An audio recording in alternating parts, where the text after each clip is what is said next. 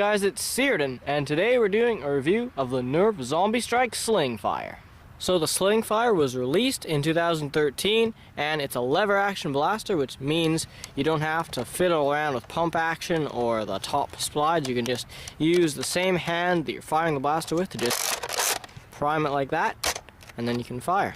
So the Slingfire is actually a clip system blaster in the Zombie Strike line, which is kind of strange, because not all of them had clips, in fact very few, but the clip that it came with was a 6 clip, and it used the Zombie Strike darts here, which are basically the same as Elite darts and are compatible with basically any modern blaster. So the Slingfire has a fair bit of tactics for being a Zombie Strike blaster. It doesn't have a barrel or a stock attachment point, although it does have a stock, which is not removable. It's got one tactical rail up here, and I believe that's the only one on the blaster. It's also got a jam door in case you get a jam, because it is a clip system blaster. And one thing to note about the jam door is you can actually fire the blaster fine with it open. So it's one of the few blasters that you can do that with. It's also got a sling attachment point here, another one there, and one in the back stock here. And I guess it's got an iron sight there, so you can line up your shots, and that's basically it for all of the tactics. So to reload the Slingfire, all you've got to do is prime it forward like that. Basically every clip system blaster, throw in your clip and prime it back, and then you can fire. And there is a trick which you can do to prime it one-handed. You just have to kind of throw it down, and then it kind of comes back up, and you can prime it one-handedly. Doesn't work all that well, but it's kind of cool. So that's it for the overview of the Slingfire. Now moving on to the range test. Hey guys, it's Tom, and today we're here at the range test the Nerf Zombie Strike Slingfire. So we're just going to be shooting Zombie Strike darts out of it, which are practically the same as Elite darts, so we might be using a couple of those. Anyways, starting off with flat shots, let's go.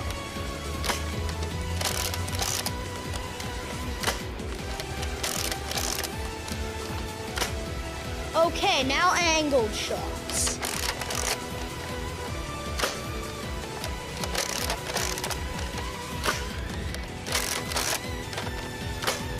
Okay, that's it for shooting the darts. Now let's check the ranges. Okay, our first two shots around 32 and 33 feet. Then there's one at about 40 feet. And then way up here, we have two around 62 feet, and looks like our last shot is at 65 feet. Okay, that's it for our range test. Now on to the conclusion.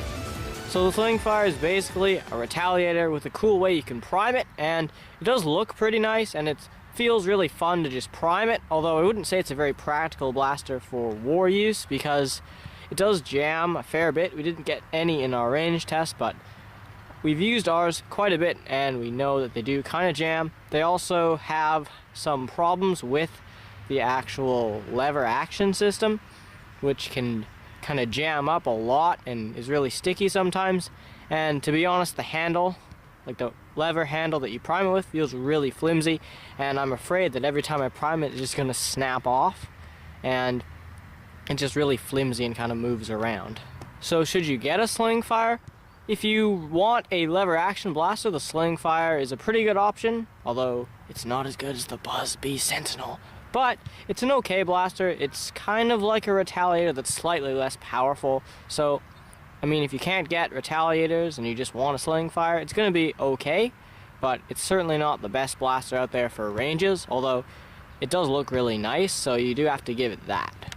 So that's the end of our review of the Nerf Zombie Strike Slingfire. Thank you guys so much for watching. Please like and subscribe.